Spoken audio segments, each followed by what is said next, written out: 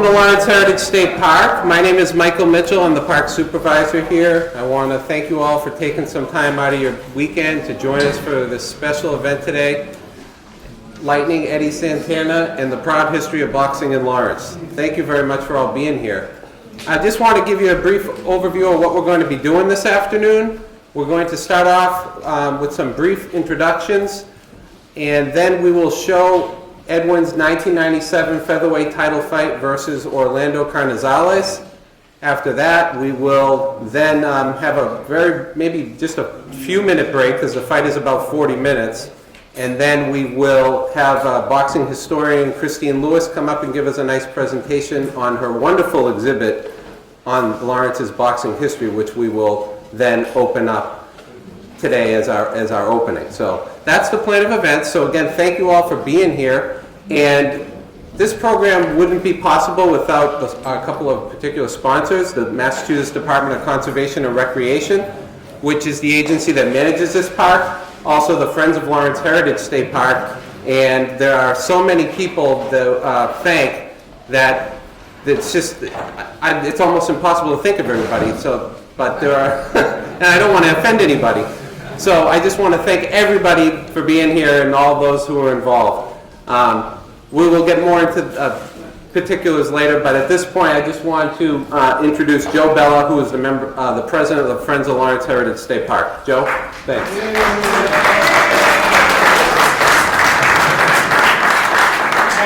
Thank you, Mike, for that great intro. Do you feel popular now? Pardon? You feel popular? I feel like something, but first of all, I'm glad to be here. I want to thank all of you for being here and leaving your warm homes, come out in the cold and see our wonderful Edwin Santana film. And I want to thank Mike Mitchell as park supervisor and Jim Beauchene for setting up this room, Lawrence Community Room, Heritage Park Community Room, and the gallery here behind me. And that event there, the items are not to be missed. For boxing aficionados, that's the thing to see. Also, I want to specifically thank the New England Pretzel and Popcorn Company for the free popcorn, which they graciously donate at all of our movie events. And I want to thank my friends, board members, for helping out today. My friend? Yes. And a reminder, new members, half price today. Each new member, half price membership, Friends of the Heritage State Park. And I want to thank one particular person, one special person who's here today, Frank Shialek. If it wasn't for him, we never would have had this type of event today. Thank you, Frank.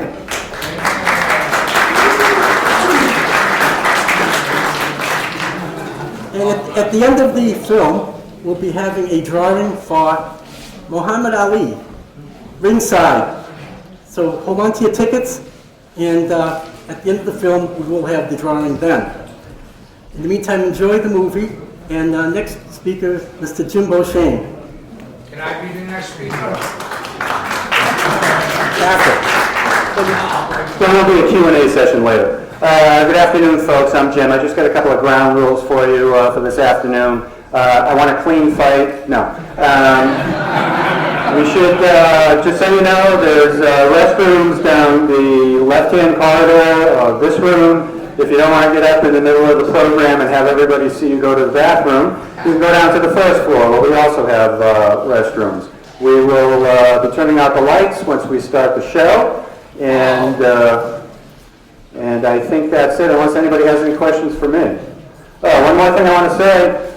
We have, in addition to the exhibit behind us, we have some things here, mostly about Eddie Santana, if you haven't seen them already, and more on Lawrence boxing history, courtesy of our boxing history historian extraordinaire, Christine Lewis. And finally, we have a bunch of these photos of Eddie and a 2-page biography. There's a stack here, so you may want to get those, pick those up before the day is over, and if you play your cards right, I think Eddie might autograph it for you. All right, here we go. There is Edwin Santana, 26 years of age. Edwin Santana Gill. living in Lawrence, Massachusetts. He's been training for 2 months. Orlando Canizales took this fight on two. The fans enjoying it. This was a very good boxing match. Not a fight. This was a boxing match. And Santana and Canizales embrace, and a very good effort by that man. 26-year-old Edwin Santana and 31-year-old Orlando Canizales. About 115-114. Patricia Morris-Jarman scored it 114-114 even. Judge Al Siciliano scored about 117-111. The winner by majority decision and still IBA featherweight champion of the world, Orlando Canizales. A majority decision for Orlando Canizales. Great fight, he should have won. But anyway, before we continue in all that, we do have the drawing for the Muhammad Ali book. And by the way, it was donated by our friend's board member, Joanne McConaughey. And we're going to have Christine Lewis do the actual drawing.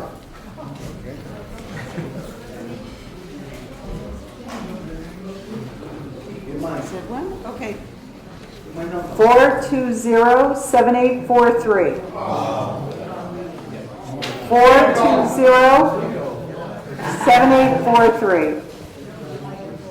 No? One more time? 420-7843. We have a winner.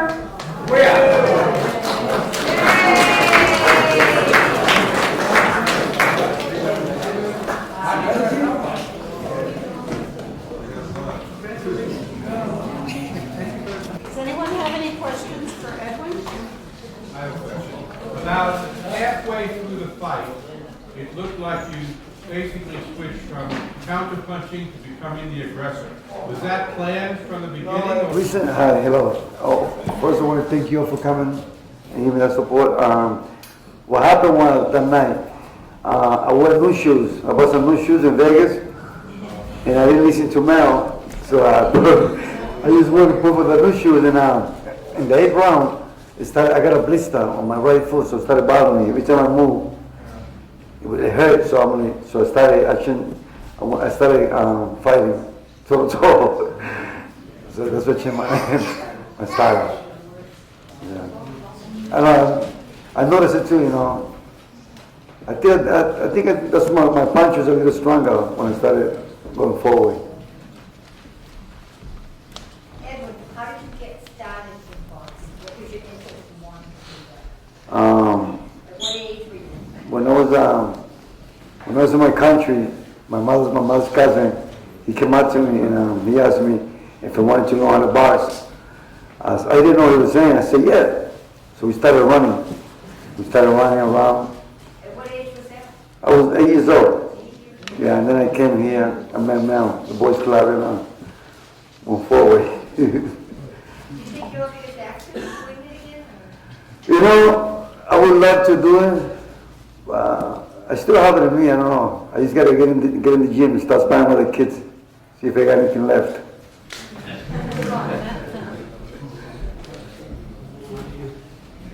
You got another one. Go ahead. First of all, I just want to say thank you for inviting us here and showing that fight and showing the inspiration that you are to everyone here in Lawrence, especially the young kids that I have with me today. What words of wisdom you can have for these young girls or these young kids growing up in the city of Lawrence that will help them go through the battles that you went through as a kid? First of all, stay away from the drugs, go to school, and listen to your mom and your dad.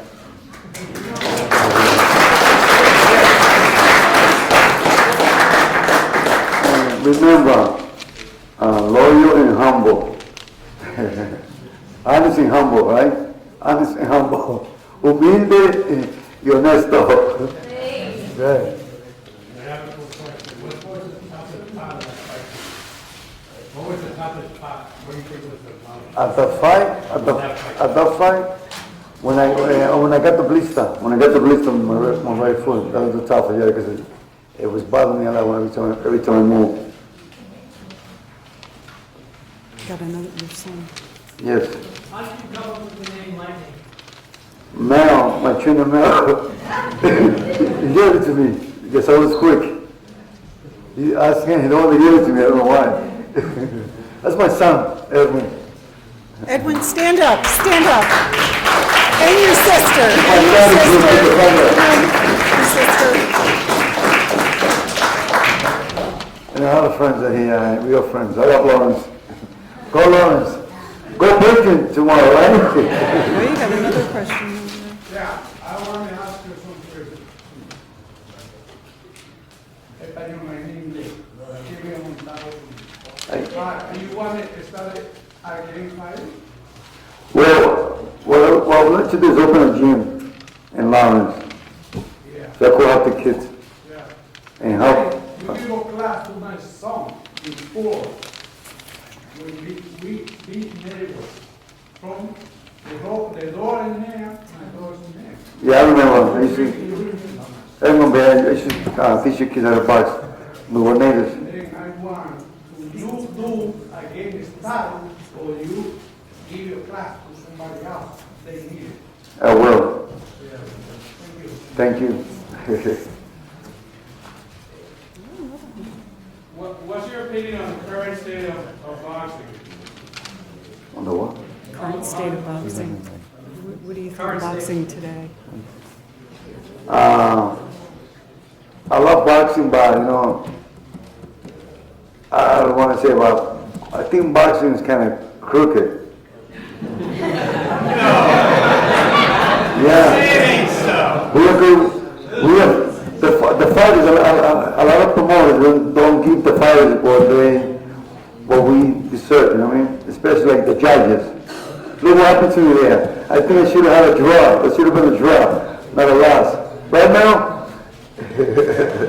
Right, Richie Collins? That's right, buddy. Oh, you got another question right there.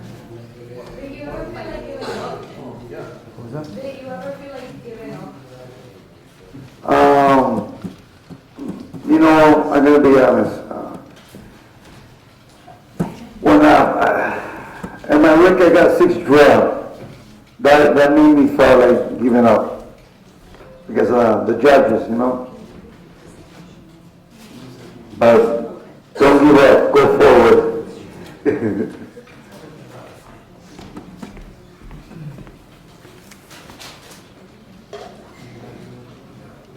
What was your last fight? My last fight, it was 2004. It was in Hampton Beach Casino in ESPN. Did you win that?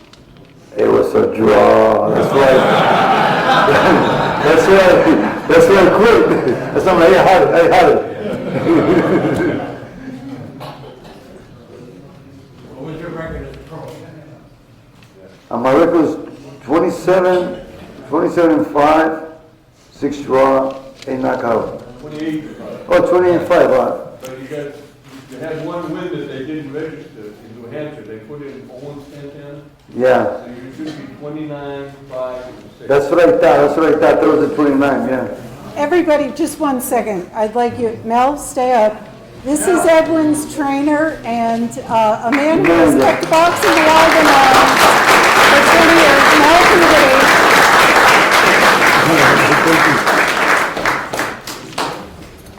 Mel and Ed. When you were in boxing, what kind of life did you have outside of boxing? Really fun.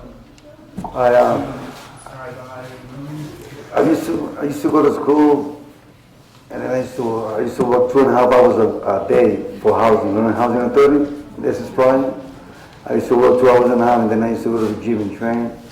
To come home, eat, maybe play outside with my friends, and then go to bed, then get up, go to school. Same routine all the time. Running around a lot of flowers. How far did you run? Oh my God. Sometimes I used to run for 3 hours and 15 minutes, sometimes. Sometimes I used to go to Mount Venice, Broadway, go to Mount Venice, then come back, go to the flea market, run, then come back and do SS Spring Common. What was your diet? What was your diet? Basically, I used to eat a lot of carbohydrate, a lot of carbs, yeah. and protein. Used to eat pasta, a lot of fruit. What are the good carbs you have?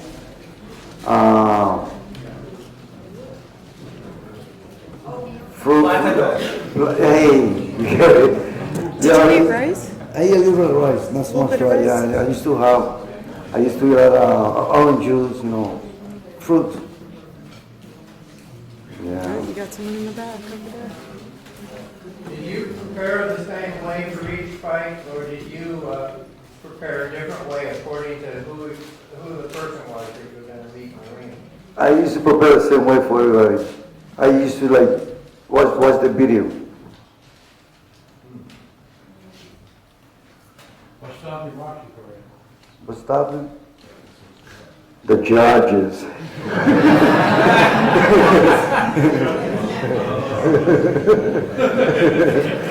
I got wet too many times, I think.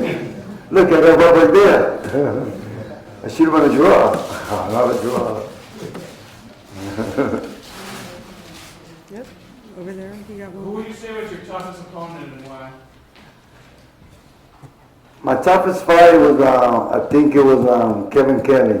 It was because, first of all, when I fight him, my mind wasn't there. I was spaced out. And then he broke my nose right here with a headbutt in the first round. That was my toughest fight because I couldn't breathe. It was hard for me to breathe. And then I fought 8 more rounds like that. That was my toughest fight.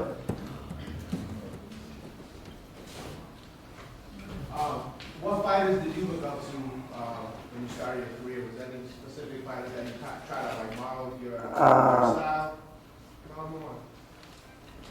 Alexis Aguayo, and I got a second one.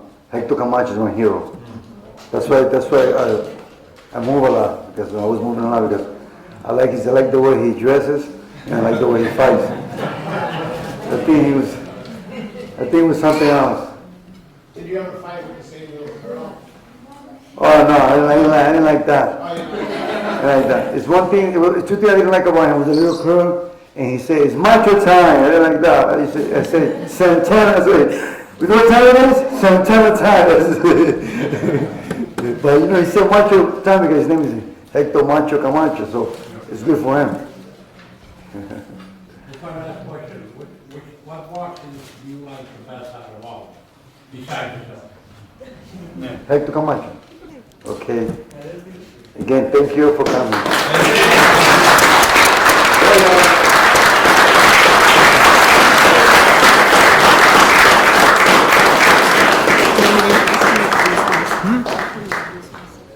Sure. I just want to mention that, again, we have these photos and bios, courtesy of Christine, which you're welcome to take, and which Eddie, I'm sure, will be glad to autograph for you. And now, Christine, with a little Lawrence boxing history. I told Jim to limit me to 10 minutes because anybody who knows me knows that I can talk for 3 weeks about this. So I'm going to try to keep this really short. This was wonderful. This is so great to see everyone who's here. And I have to tell you that even though I'm going back 80 years before Edwin Santana started boxing in Lawrence, there's so many similarities between Edwin, his position in Lawrence, the city of Lawrence. In some ways, boxing really hasn't changed over the course of the history of the city. In 2008, I saw a picture of Andy Callahan in the Lawrence History Center, and I became obsessed with Lawrence boxing history. I thought I would go home and pop a few names in the internet and read everything I wanted to read, and I discovered that it wasn't available and that I would be needing to do the research on my own. I am standing up here alone, but the exhibit behind me is really the work of a great big team of people. And just like you see two boxers in the ring, they're not alone. They're there because of a vast support system of dedicated, behind-the-scene individuals. And with that, I'd like to thank the Friends of Lawrence Heritage State Park for putting on this event, Jim, Mike.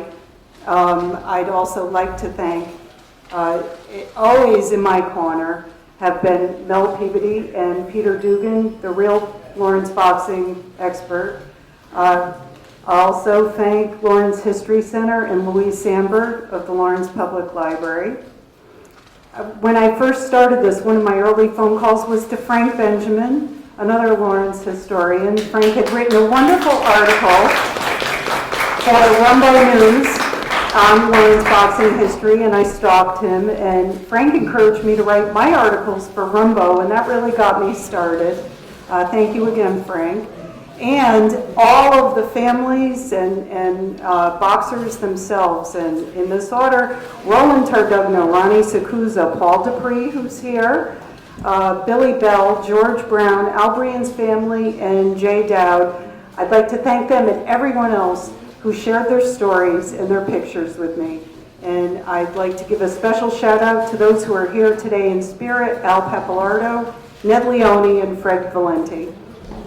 The exhibit really covers the early years of boxing from the 1900s to the beginning of the Great Depression. At that time, local newspapers were the main source of information, which makes it really wonderful to do research because everything is there. Radios weren't that common yet. They weren't in every household. TV didn't exist. So you can get these fabulous stories on the 2 full pages of boxing coverage and very personal stories in the newspapers. Laurentians greatly appreciated national celebrities, but they revered the local hometown sports heroes. These were the folks who worked next to them in the factories, drank in the corner bars, and lived down the streets from them.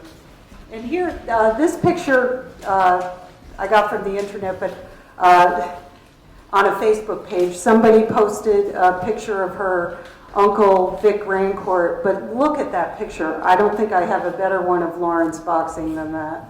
The mills in the background, I just think that is an awesome picture. Jim, you can change it.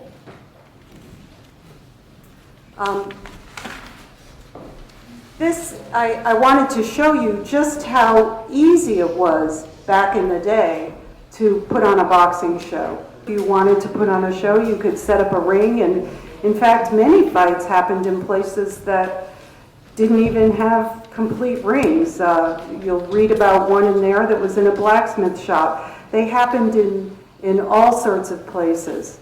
And Lawrence was a small market boxing city, and it survived all these years in a way that's very interesting. A lot of other cities have lost their boxing presence. Lawrence never really lost it. I think there might have been a period of time where it really hit a lull, but because it's a small market, it can ride on the energy of a single person. Oftentimes, the best times in Lawrence were promoters or managers who wore a lot of different hats as boxing aficionados, and they really kept the sport alive.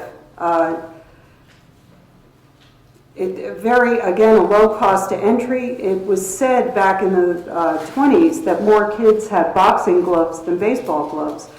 Boxing was a huge sport. Gyms were anywhere, and chances are for those of us who don't live in the city, you're probably, if you're in the area, you're within a mile or two of a historic training camp. I have done research on this, and from my door, I live within 2 miles of 2 different training camps that trained really well-known fighters for big fights. So the area really has a deep and rich history of boxing. You can change it. This is one of my favorite pictures. In cities like Lowell and Lawrence, there weren't a lot of alternatives during those years to textile mill jobs if you needed to support yourself. An uneducated worker, especially those relatively new to the country, didn't have a lot of opportunities for higher education. There were no community colleges. Men were lucky if they were able to stay in school till the 8th grade. Many had to go out and support the family. If anything happened at home, they were pressed in service to keep the family afloat. There was no unemployment insurance, no Social Security, no disability, no Medicaid, no GI Bill.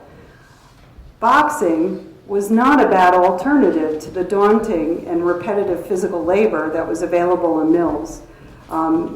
There were many horrible things that could happen to you in the mills. Anyone who's done research in that could tell you. Brown lung was one of the problems, hearing loss, maiming. When you put this next to boxing, boxing really doesn't look like such a bad choice if you could do it.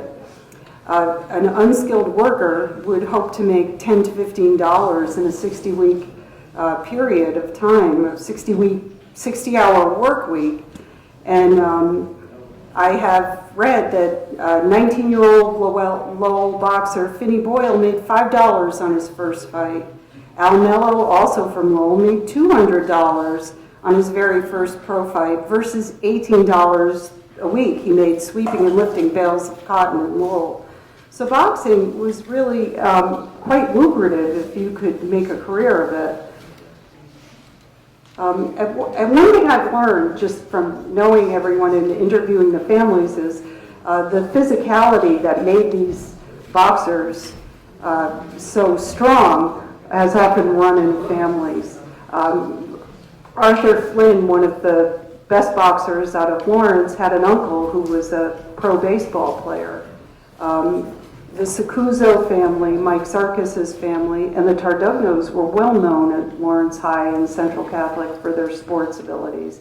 So that physicality runs in families. And of course, if you were a mill worker, dependent on your brawn, you were going to be in great shape. So a lot of these guys could jump into the ring and discovered that way that they were very good.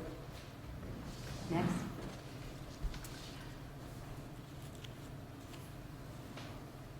Lawrence was, for many people, and has continued to be, their first American city. Local boxing, if you look at it over the course of the last 200 years, or actually 1880s, it reflects the ebbs and flows of immigrant groups as they made their way into the city.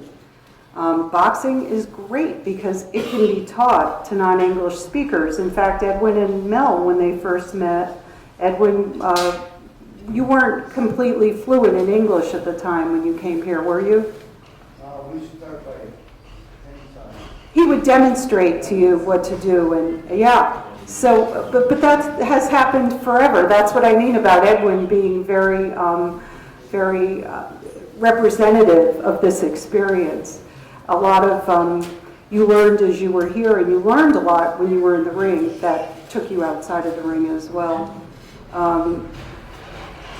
Gyms might have been segregated by nationality on an occasion, but as a rule, they really weren't. They were a great melting pot. I know that they talk about Lawrence being a mosaic and not a melting pot, but the gyms actually did have people from different ethnic backgrounds participating in the gyms. The fights were often scheduled in a way that you would match a Irish with an Italian, and they would come with their crews, and if Sicilians versus Neapolitans. So they really took advantage of that in the fights, but in the gyms there was a lot of mixing up of groups and mingling. And outside of the city, our fighters, our Laurentians, just like in that video, Go Lawrence, they would go to rally groups around them, and they would go to places like Lowell, Haverhill, and beyond, and they would be the hometown hero and fight for the hometown. Next.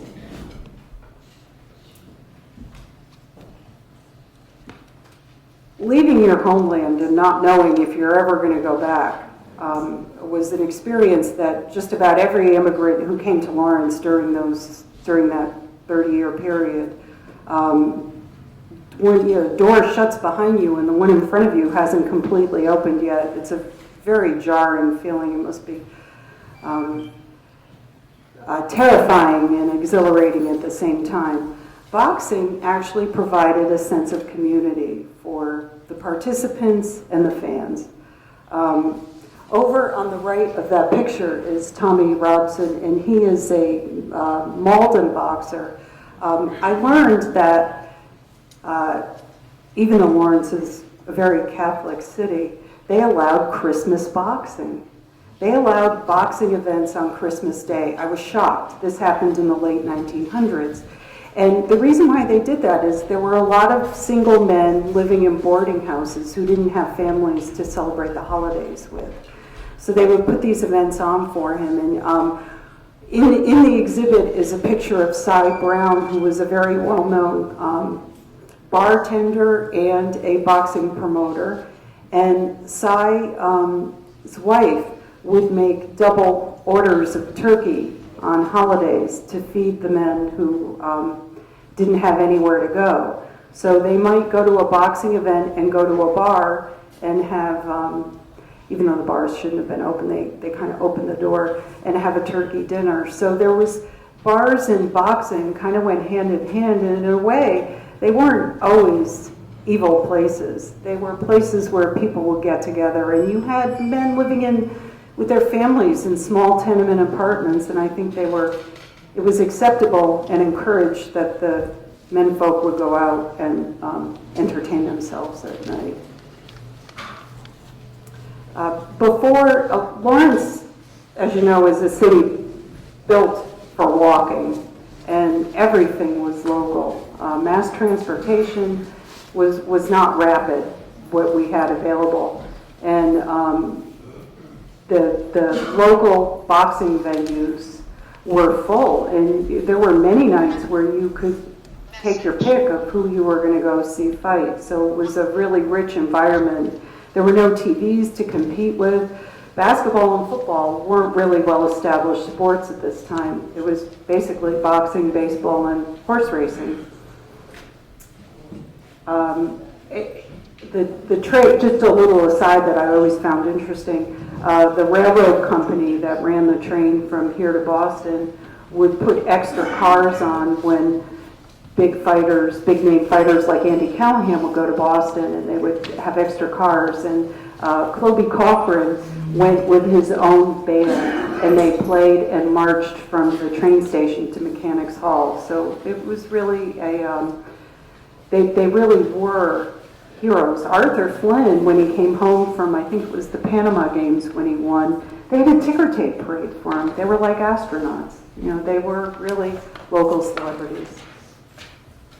Next.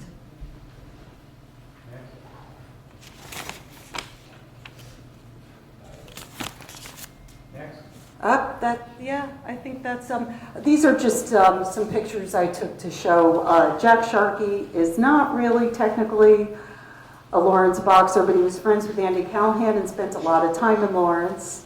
That's Arthur Flynn over there with Joe Louis. Arthur Flynn took his boxing experience and parlayed it into a career as an announcer and a radio show host. And that's him with Joe Louis in Boston. And I unfortunately don't have any pictures of any of the Lawrence boxers at their weddings, but they were there anytime they got married. They were featured in the paper, and everybody loved to look at them. They were really it was kind of TMZ. Anyway, you can. And last of all, there you go. And that brings me up to today, or 30 years ago, a more current era. And that's Edwin. Do you remember that, Edwin? That's you. That's Don Lydek, the photographer. But Edwin is to me very much a part of the same experience. And when Edwin came home from a fight, they had a huge parade for him. And in many ways, it mirrors the earlier era. And I wanted to keep this short. If you have any questions for me, I'll be in the exhibit. Feel free to ask them. If you have any relatives who boxed, definitely come up and talk to me. And there are some people here you might want to meet who know a lot more about this than I do. They're here in the audience. Thank you very much. and enjoy the exhibit.